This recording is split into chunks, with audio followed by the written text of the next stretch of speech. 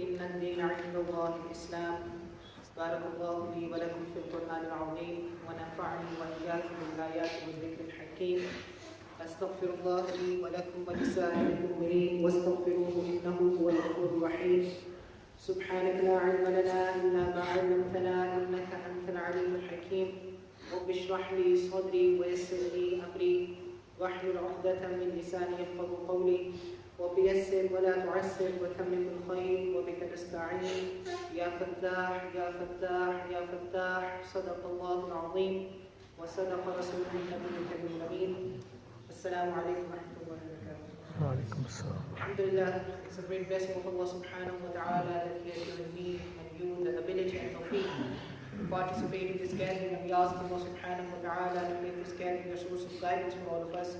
And we ask Allah subhanahu wa ta'ala to make this gathering one of the means of our entry to Jannah. As you brothers know that Alhamdulillah, we are trying to understand the deen of Allah subhanahu wa ta'ala. And we are trying to understand all these different circles that we have spoken about in the last 5 days. I personally believe, and inshallah this will be the topic of tonight, I will explain it to you that why was it so important to understand all of these circles. It is important to understand all of these circles because we need to understand how Islam is today with the help of this map. How Islam is today. Because if you look at these circles, if you look at the map, the most important thing for all of us Muslims is the principles of Islam, the principle of justice, the principle of fairness, the principle of honesty, the principle of truthfulness, the principle of having the consciousness of Allah, having the awareness of Allah subhanahu wa ta'ala. All these principles are our number one priority. And then what teaches us these principles? What teaches us these principles? The major obligations. They are supposed to reinforce all of these principles practically into our life. And what enhances all of these principles? Recommendations. Then we go to circle number 3, recommendations. Recommendations enhances all of these principles. Now what we have become today, most of our questions about Islam, and I'm talking about all of us, there is no exception. I'm talking about ulama, I'm talking about scholars, I'm talking about minister of religions, and I'm also talking about average Muslims as well. Most of our questions today about Islam, they don't even belong to circle number 4. By the way, what is circle number 4? Consensus of Sahaba. What is circle number 4? Consensus of Sahaba. Ijma' of Sahaba, the consensus of Sahaba. Most of our questions do not even belong to the consensus of Sahaba. Most of our questions belong to circle number 5, the fatwa of ulama. Most of our questions. Now we have lost the complete sight of all the principles of Islam, which should be our number one priority. I will give you an example. Alhamdulillah, this is the month of Ramadan. All of us are reciting Quran. All of us are reading Quran. You open the book of Allah subhanahu wa ta'ala and you recite with your beautiful voices. And mashallah, most of you know tajweed. And you spent years learning tajweed, the qawa'id of tajweed. And then you recite with your beautiful voices, Al-Hajj ashhurun ma'lumat. Hajj is an obligation. You know why it's an obligation? Hajj is an obligation because it reinforces every single principle of Islam in our life. Taqwa, remembrance of Allah, truthfulness, fairness, taking care of the people. This is the legacy of Ibrahim alayhi salatu wasalam. That's why Hajj is such a big obligation. It's a pillar of Islam. And we are standing in front of Kaaba. And we want to touch the black stone. You tell me what happened. People are willing to elbow you in your face. People are willing to throw grandmother far away. People are willing to climb on top of 4, 5, 6, 7 people so that they can touch Hajar Aswad. So that they can touch that black stone. So that they can make dua to Allah subhanahu wa ta'ala, Yalla, give me one more Micra or Ferrari or whatever. I personally believe by the time you touch Hajar Aswad, if you are touching Hajar Aswad like this, the first dua that we should make to Allah subhanahu wa ta'ala, Ya Allah, forgive me for whatever I have done, for whatever I have done. Forgive me for that. This is the dua that we should make. It seems like that we only have rituals, we only have ibadat. We don't recognize our principles anymore. We don't. Muzdalifah, mashallah, most of you brothers have already performed Hajj. Muzdalifah, such a beautiful place, such a sacred place. When you go to Muzdalifah, what is wajib upon you? Is there any ritual wajib upon you? Is there something that you have to do in Muzdalifah? Is there anything? No. You go to Muzdalifah and you spend the entire night doing what? Dua. That's it. Because it's such a beautiful place. It's such a Mubarak and sacred place. You go there, you spend the entire night making dua to Allah, remembering Allah, doing the zikr of Allah subhanahu wa ta'ala. And next morning you wake up and you walk out of Muzdalifah and you can't even take 2 steps. You don't even remember if this is the same land, if this is a sacred land, or if this is a land full of garbage. Garbage is dropped everywhere. You can't even see the ground. There are napkins everywhere, there are tissues everywhere, there are cups everywhere, bottles everywhere. Sounds a lot like our round hole where we do iftar nowadays, right? You know, people come here for Jummah prayer. MashaAllah, such a big obligation, Salah, right? We come here for Jummah prayer, and we all know the hadith of Rasulullah, where Prophet ﷺ said, a Muslim is someone who does not cause any kind of convenience for other people. Do we know that hadith?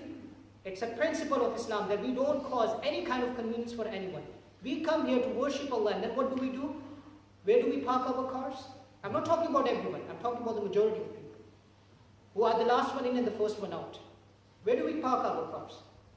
There are people living in our neighborhood, non-Muslim. They don't read Quran. They don't read Salah. They don't know anything about Islam. The way we park our cars, that's the only thing they know about Islam. They have come to me and they have spoken to me. And then we park in their places, and then we park on their lawn as well. SubhanAllah. How did this happen? When did this happen? When the ritual is left and it is not tied to its principle. There is no principle. And the religion that is supposed to be so beautiful, because everything in our religion goes back to principle, that is supposed to be so beautiful, we make it ugly. We take the deen of Allah, which is beautiful, and we make it ugly. You remember the first 4 attitudes that I mentioned in the beginning? Why those 4 attitudes? It's not because of Islam, it's because of Muslims. And Bani Israel, the people of Israel, they did the exact same thing before us. And Allah mentioned their examples in the Quran, but still we are not learning anything. They took the deen of Allah, and all they had left was rituals. And that's it. And they made it ugly. That's why for me it was so important to understand all of these circles. Because it tells every single person, every single Muslim, how to put things into their places. Today the biggest issues in the Ummah is what? The biggest issue in the Ummah. The biggest issue in the Ummah is Rafa Yadayn.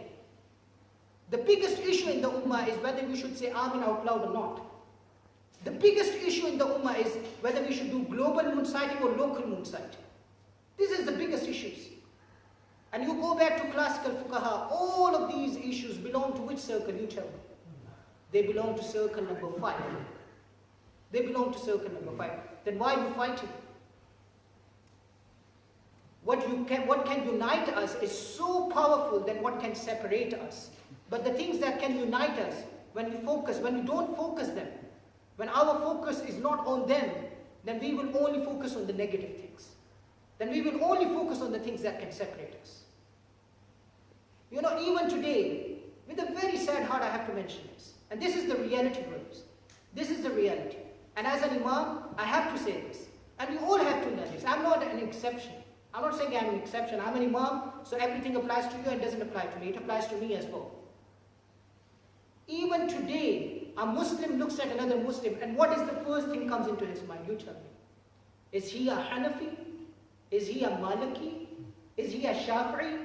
Or if you don't know about Hanafi, Maliki, Shafi'i, is he like me? What do you mean is he like you? You know, in the beginning when I started serving here as an Imam, there was a perception that I'm a Paki Mulana, but at the same time there were so many other people, especially our elders, they were really happy to meet me. And they told me that we are happy that you are from Pakistan because we are from Pakistan. And I told them, Alhamdulillah, I am happy too, and I love you too. But then most of the time their question was, are you a Hanafi? We just want to make sure if you are a Hanafi. Even if I'm Hanafi, I'm not going to tell you that. Why are you judging me on the base of my school of thought that I follow? Why are you thinking about this? You should only be thinking if I'm a Muslim or not. That's what you should only be thinking. So this is the class that I learned from my teacher, and I found it so beneficial. And that's why I wanted to share this class with you. I wanted to share all of these circles with you. You know, and the first thing that he said to us, before he started teaching us this class, and that's the last thing I will mention inshallah, then I'll finish. The first thing that he said to us, he said, how many prophets? He asked us this question. How many prophets? How many Anbiya? 124,000. 124,000. The most important people in the world are who? Anbiya. The prophets, right? Does everyone agree with that? Right? The most important teachers of Islam are who? Prophets. Not Imam Abu Hanifa or Imam Malik or Imam Shafi. The most important teachers of Islam for the entire humanity are who? Prophets. Name all of them. Can anyone, any Muslim, the biggest scholar of Islam, can he stand up and tell the name of all Anbiya Karam alayhi wassalatu wassalam? No, we can't. Because in the Quran, Allah only mentions round about 25 Anbiya Karam. That's it. A few missing? A few missing? A lot. Allah is only mentioning how many? 25 Anbiya in the Quran. The most important teachers of Islam, and we don't know their name. So on the day of Qiyamah, Allah will not ask you about the name of Imam Abu Hanifa. Allah will not ask you about the name of Imam Shafi or Imam Malik. Allah will not ask you if you are a Deobandi or a Hanafi or a Barelvi or whatever you are. Allah will not ask you that. So relax. This was his first introduction. This is the first thing that he said to us. And you know, if I'm saying this, I'm no one. I don't mean anything. My opinion doesn't mean anything. But this teacher of mine, he's one of the biggest scholars of the world. He's one of the biggest Hanafi scholars, let me tell you. And he's saying that on the day of Qiyamah, Allah will not ask you if you're a Hanafi or not. He's saying this. You know, brother, these circles, the reason of explaining all of these circles is because I know how a Muslim minds work. I know I'm not born and bred in here, but we all are Muslims, alhamdulillah. All of us are Muslims. And you know, when we are growing up, learning about Islam, there are many stories that we hear. There are stories about prophets, there are stories about the companions, and then there are stories about scholars who make dua, and then mu'jiza happened. And then something really big happened. And then we hear about the things that we should do so that we can get this kind of reward or that kind of reward. And then we hear about the things that we should not do. We hear all of these things, all of these different things. Some of them are coming from Quran. Some of them are coming from the hadith of Rasulullah sallallahu alaihi wasallam. And some of them are coming from nowhere. Nobody knows where they're coming from, right? And in your head, all of these things are Islam. There is a ground mixed salad in your head of all of these things together, and all of these things are Islam for you. Don't you think we should separate what is the word of Allah and what is the sunnah of Rasulullah sallallahu alaihi wasallam from everything else? Don't you think it makes sense that the word of Allah and the word of Rasulullah should be separated from everything else? Don't you think so? That's why I draw all of these circles. So you know that the primary thing that you should know about Islam is the first three circles. This is the primary thing that every Muslim should know. The first three circles. Number one, principles. Number two, major obligations and prohibitions. And number three, recommendations. And if you hear anything else, then you know where to put it. Now you know all the circles, so you know where to put that thing. And if you find disagreement in circle number 4, in circle number 5, then you will understand that these disagreements will not disunite us. It doesn't mean that we are a disunited ummah, because the unity is real. In the first, second, and the third circle.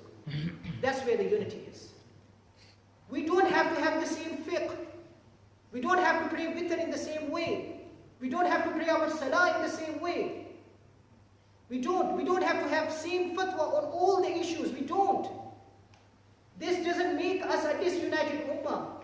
We can pray our Eid, and I'm saying it as explicitly as I can. We can pray our Eid on 2 different days. Still, inshallah, we are going to be one ummah. Still, we are going to be united ummah. Inshallah. When you understand these circles, then you understand the unity of this ummah. And when you mix everything together, then only thing you can see is the division of the ummah. That's the only thing you can see. And that's why I explain these circles for you. And I pray to Allah subhanahu wa ta'ala that it helps us understand Islam. It helps us create unity. The question that occurs in our mind every single year in the month of Ramadan, on the occasion of Eid, Miladul Nabi, why? Why are we fighting over these issues? Why? They're not in circle number 1, they're not in circle number 2, they're not even in circle number 3. Why are we fighting? May Allah subhanahu wa ta'ala grant us unity. May Allah subhanahu wa ta'ala give us the right sense of the priorities of Islam. May Allah subhanahu wa ta'ala keep us united in this dunya, and may Allah subhanahu wa ta'ala reunite us in the hereafter.